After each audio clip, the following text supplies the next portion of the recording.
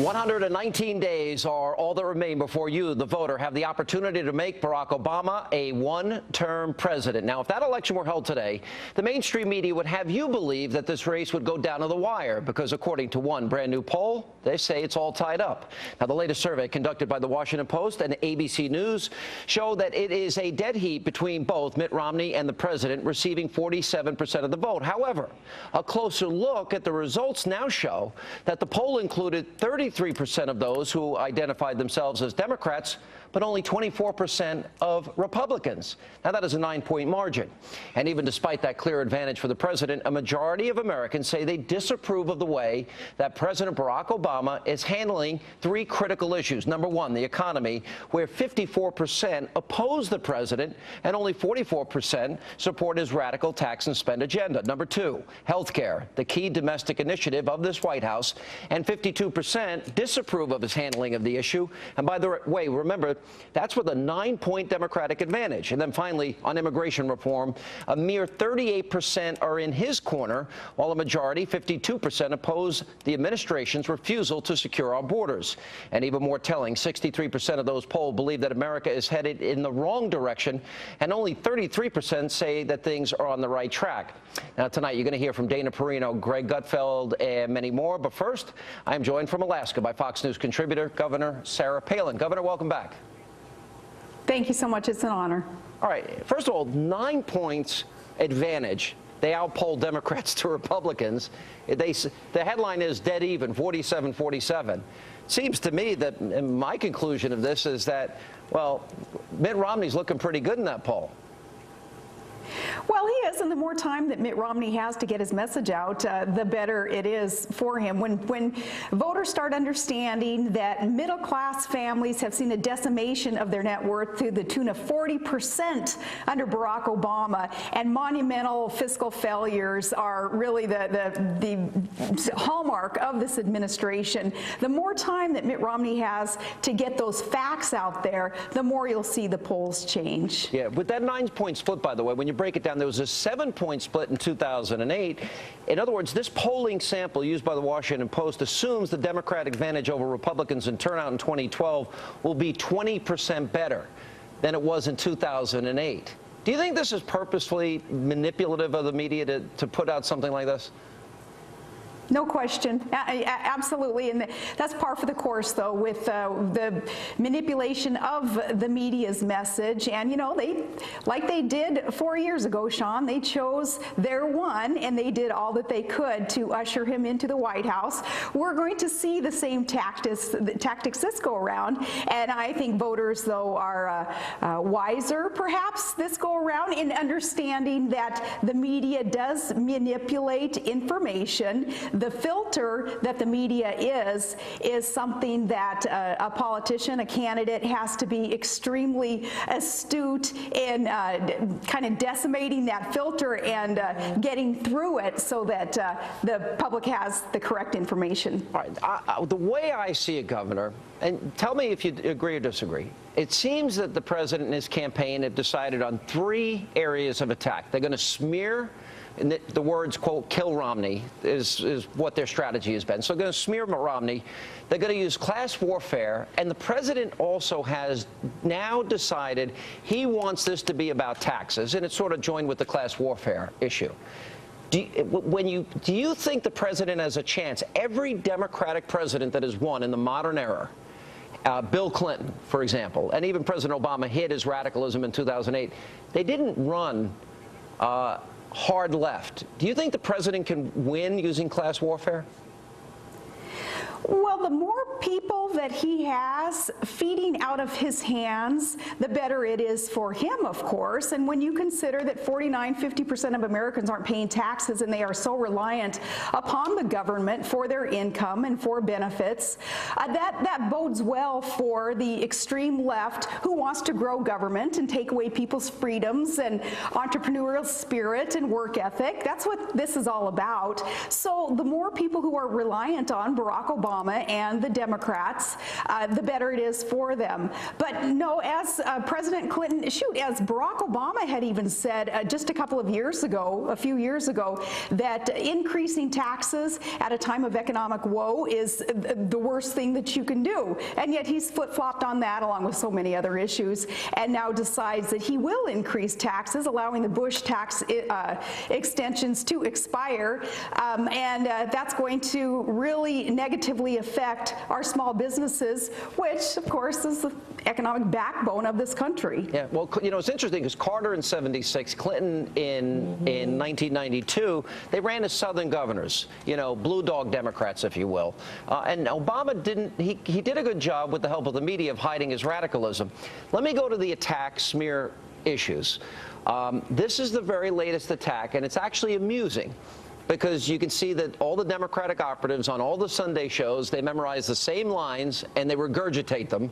But I want to ask you how you would respond if you were advising the Romney campaign. Let's roll the tape.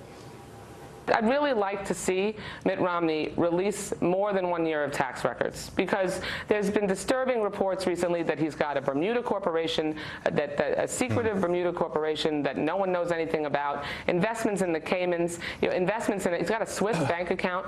You either get a Swiss bank account to conceal what you're doing, or you believe the Swiss franc is stronger than the American dollar. I've never known of a Swiss bank account to build an American bridge, a Swiss bank account to create American jobs, or Swiss bank accounts to rebuild the levees to protect the people of New Orleans. That's not an economic strategy for moving our country forward. Quite frankly, he offshores most of his own personal investments, presumably to shield them from taxes. We just learned the other day, Jeff, from the Associated Press that Governor Romney has this Bermuda business, and he transferred it to his wife's ownership the day before he became governor of Massachusetts, so he wouldn't have to put it on an ethics form. This is the most secretive candidate since Richard Nixon. All right, so they can't talk about the president's record. This is the latest distraction: war on women, the dog, Bain Capital. Do you think the Romney campaign should respond to all of this?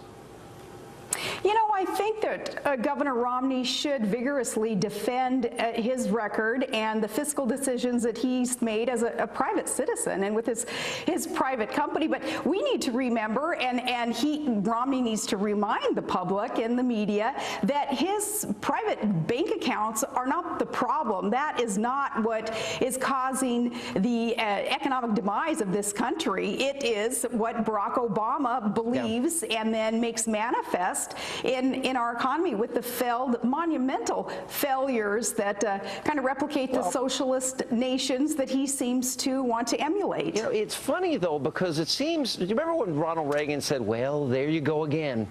It seems that they're so desperate they'll say anything at this point because they can't again run on their record. Let me give you an example. And I think by the time October comes around, you know, people will be rolling their eyes because it's so transparent what they're trying to do when the president is willing to go this far and make things up about his opponent. This congressional Republican budget is something different altogether. It is a Trojan horse.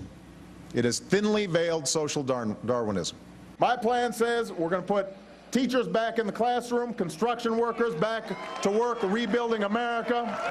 And then you got their plan, which is let's have dirtier air, dirtier water. Who are these 50 million Americans? Many are somebody's grandparents. Some are middle-class families who have children with autism or Down syndrome. These are the Americans we'd be telling to fend for themselves. I don't know whether to laugh or cry. Doesn't that reek of desperation, Governor, to you? Well, it does. Consider the source, though, Sean. I mean, read Barack Obama's autobiographies that he wrote before he accomplished anything, the 2 books. He made up things in his books, and the media, by the way, didn't vet him and let him get away with it. Composite girlfriends and composite experiences that shaped him. So, you know, it should be no surprise, no wonder that he makes things up today, and the lapdogs in the media, they go along with him. But, you know, as for for that accusation of Romney not being transparent enough with his private funds and where he invests his dollars. Here it's Debbie Wasserman Schultz is accusing him of not revealing more of his tax records when she's never revealed her tax records. So, that's true. you know, if this isn't the kettle calling the pot black or the pot calling the kettle black, then I don't know what is. And really, if it weren't so insanely hypocritical, all of this would be laughable. Yeah, and of course, I'd like to see the president's college records, and maybe we can get some information of the parents of Brian Terry on the Fast and Furious. But Governor, stay right there. We got to take a break. And I had an interview earlier today with Governor Romney, and he had some very harsh words for President Obama. We'll get Governor Palin to comment when we get back, and then later we continue now with former Alaska Governor Sarah Palin. Governor, it does seem that the president has decided to make this campaign about taxes. We're going to have two of the back-to-back largest tax increases in American history with Obamacare, followed by the expiration of the Bush tax cuts for a million small businesses in the country. I talked to Governor Romney on my radio show today. He had some very harsh words for the president. Here's what he said. It's unfortunate that we have a president who's really never had any experience in the private sector, has never worked in a small business or a large business to understand what it takes to create jobs. Virtually everything the president has done, Sean, has made it harder for small businesses to open their doors and to hire more people. That's true of Obamacare, his tax policies, the fact that he's increased regulations by threefold, the number of new regulations he's put in place over the prior president, the policies he put in place did the opposite of what America needed. And those people that are wondering whether they want to reelect him could just stop and say, have things gotten better in America? Has anything gotten better in America by virtue of this president's policies? The answer is quite plainly no. How does the president make the case that he's made the economy better? Because can he make that case? What does he point to? He can make the case just by making things up, Sean, but the numbers speak for themselves. And no, as I say, the American middle class has seen this decimation of their net worth by 40%. And, you know, I'm glad that his strategy and those brilliant pundits in the Beltway who are strategizing with him have decided to make the campaign about taxes. That's an easy one for the fiscal conservatives who understand that we're taxed enough already, and growing government is not the answer to anything. In fact, growing government is the problem. Barack Obama is the leader of what the problem is all about, and that's growing government. You know, but look at how bad things are, Governor. I mean, unemployment in the African American community is over 14%, over 11% in the Hispanic community. Youth African American unemployment 50%. We have a downgrade the first time in American history. Federal spending of GDP, deficit, debt is the highest since World War II, the highest. Home ownership now is the lowest since 1965. Government dependency, the highest now in American history, and fewer people paying taxes than we've ever had in history. So it seems that on every measure, and $5 trillion in debt, the president can't run on that. So the question is, what would be the best message for Governor Romney to bring out to say, I will do A, B, C, and D, and this will fix the economy and get it on the right path? What messaging would you advise him to take on? He's already got the right message, and that is that the free market works best, and the Constitution is the fine blueprint to get us towards a more perfect union, as opposed to Barack Obama's idea of growing government and taking away our freedoms and quashing that entrepreneurial spirit that built America. So Romney already has the right message. It's just a matter now of Governor Romney being very, very courageous and bold and passionate about that message. Again, he's got to get through that filter of the media, which is going to be quite difficult because 90% of the media is so far left that they are serving as a lapdog for Barack Obama. So he has said before that he doesn't want to have to light his hair on fire. Well, there are a lot of his base supporters, independents, who are saying, well, light our hair on fire then. Remind us how important it is that we get engaged in this presidential election, because it is the election of our lifetime. And And we saw in the 2010 electoral victory, and we saw in the Wisconsin recall victory, where the right was victorious there, that the base, the independents, the Tea Party patriots need to be energized and get out to vote. Otherwise, the right is not going to be able to get in there into the White House and reverse the course that Barack Obama has put us on towards bankruptcy and insolvency. All right, last question, Governor. And 4 years ago, you were selected, and you didn't know you were going to be selected. You were telling me until, what, 4 days until you were. You didn't know you were even being vetted 4 days prior, which is a pretty amazing story. The names I hear most often are Portman in Ohio, Rubio in Florida, and Paul Ryan, who will be on this program tomorrow night, from Wisconsin. Good choices? They're all good choices. They are, and I think that Governor Romney will probably play it safe, relatively speaking, in terms of finding someone who is a known commodity, so that the media doesn't do what the media did to me and making things up and kind of thrashing somebody's reputation and record in order to distract from what the election really was supposed to be about. So those are good names. There are other great names out there being batted around, and you know, I look forward to seeing who that one is who can assist Governor Romney in moving forward. All right, as we get closer, we'll bring you back, Governor, and we'll ask you what advice you have for that person as you live through that whirlwind, and we appreciate you being with us. Thank you so much.